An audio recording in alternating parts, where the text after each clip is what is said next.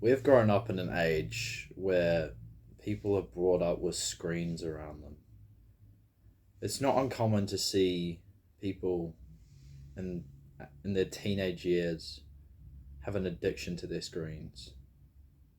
Think about all the people you see in your schools and stuff, and you see a lot of the time, any moment of silence they get, they're on their phone. We all we all have these addictions now at these young ages. Almost everyone does. We have I know lots of people that have started drinking alcohol already and have been doing it for like a year or two at least. And then I don't know anyone personally that has done drugs, but you hear stories about it. Word gets around. People vape. People do things they're not supposed to do. They take drugs that are bad for them. So we all have these addictions that have been given to us at such young ages.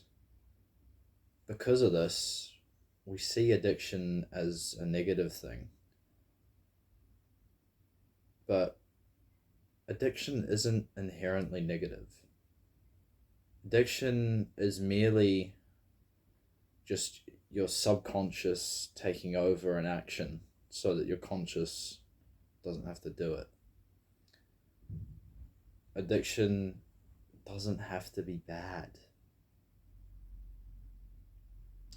Addiction is effectively habitual. That's basically what addiction is. It's a habit. So if we think of it like this, then we know there are good habits and bad habits. So in that case, we can make addiction be good.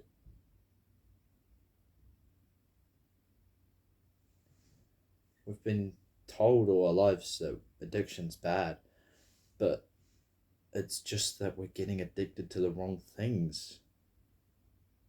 If we're able to get addicted to the right things, then that changes everything. So, how do we start swapping out these bad addictions and changing them for good ones? Well, I like this method where you want to slowly deload a bad habit you have while slowly creating a good habit, therefore taking away a bad addiction and adding a good addiction. So for me, one thing I did was I found that I was spending a lot of time consuming YouTube videos. I spent several hours most days watching YouTube, and I wasn't happy with how much I was consuming. So for me, I started tracking how much time I was spending watching YouTube videos. Every single day, I would write down every single video that I watched, how long I watched it for, and the total amount of time. Every single video I watched, I had to write it down. I still do this now because the habit I wanted to instill was making YouTube videos. I wanted to stop consuming and go create. So, in order to do that, I had to take the time away from somewhere else so that I could make the YouTube videos. Because time is such a hard thing to come by when you're in school, specifically. It's really hard to come by time, especially when you got sport and all this other stuff. So, if I'm spending time watching YouTube, how am I going to have time to actually film? So, every single day, I'd track my YouTube videos that I was watching and see how much time I was spending. And every single day, I would just try and make it less than the day before or the same as the day before. As I did this, I was able to take that time that I was saving from watching YouTube and use it to create videos. Slowly but surely, I was able to get my time that I watch YouTube videos down, and now I easily keep it under an hour most days.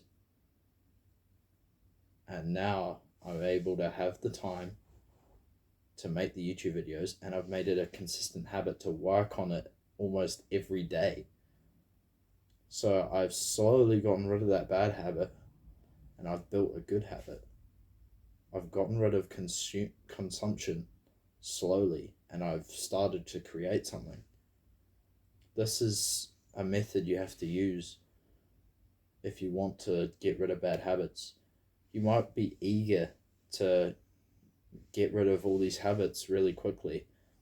Of course we want to get rid of the bad habits and just have all the good habits straight away. But if we did this, we would still be the same person. We wouldn't have gone through the struggle of forming these habits and becoming that person. If we had just flipped the switch and become that person right away, we wouldn't have learnt anything.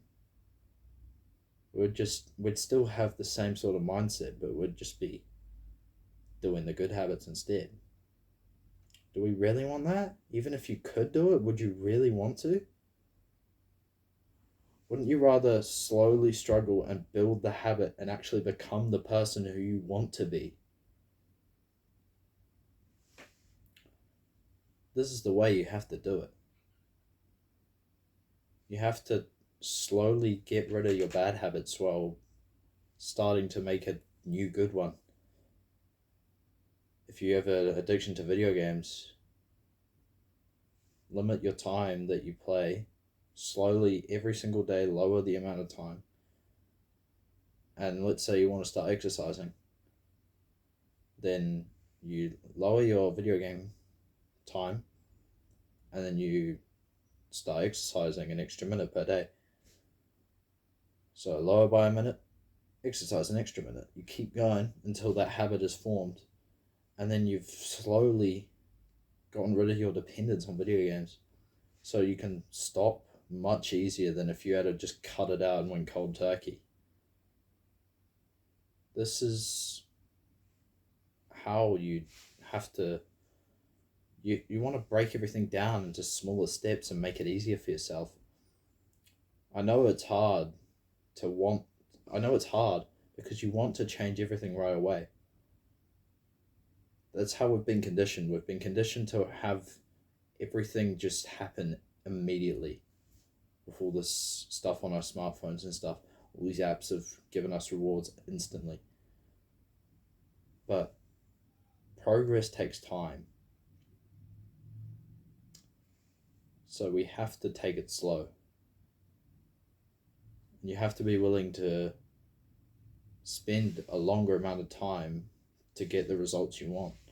Imagine this process that I've talked about as like an inventory system in a video game. You know how you have a huge inventory, and if you have too much stuff, you'll be slow and you won't be able to do anything. So you throw out all the useless stuff and you take in the stuff that's actually valuable. This is exactly what we must do. We must throw away the bad habits and take in the valuable good habits that will actually help us beat the bosses and the challenges that we have to overcome. We need those good habits rather than the bad addictions. We have the good addictions that will actually benefit us. Think of all the successful people that you know. Every single famous entrepreneur, Elon Musk, Jeff Bezos, Warren Buffett. How do you think they obtained their riches? Certainly wasn't from video games, drinking, and drugs. And pee. No, it was because they had an addiction to their work. They worked relentlessly to build their businesses. and then they reap the rewards of those good addictions. So if it's worked out for them, surely they must be on the right track. I mean, they're multi-billionaires, all three of them. So surely they're doing something right. We should make addictions work for us. Addictions aren't inherently negative. Addiction is a good and powerful tool that we must use. It's like a real life cheat code. It allows us to take pressure off us, our conscious mind, and make the things we want to do become automatic. The things we know that are good for us, but we sometimes don't feel like doing. Imagine if there was this thing that you didn't want to do, and your mind just went on autopilot and did it. For a lot of people who don't, this will be exercise. A lot of people who don't exercise wish they did, but they don't. But when you build the habit of exercising regularly, it becomes something you actually look forward to doing. Imagine that. The thing that you know is good for you, you want to do it all the time. Imagine how that feels. I can confirm it's a real thing. You genuinely want to do the things that are good for you rather than the things that are working to your detriment. It's not just exercise, it's everything. You just have to take it one step at a time. Unload all the useless items slowly and start to build up your inventory so that you're able to defeat the challenges that life throws your way. Now stop consuming and go create.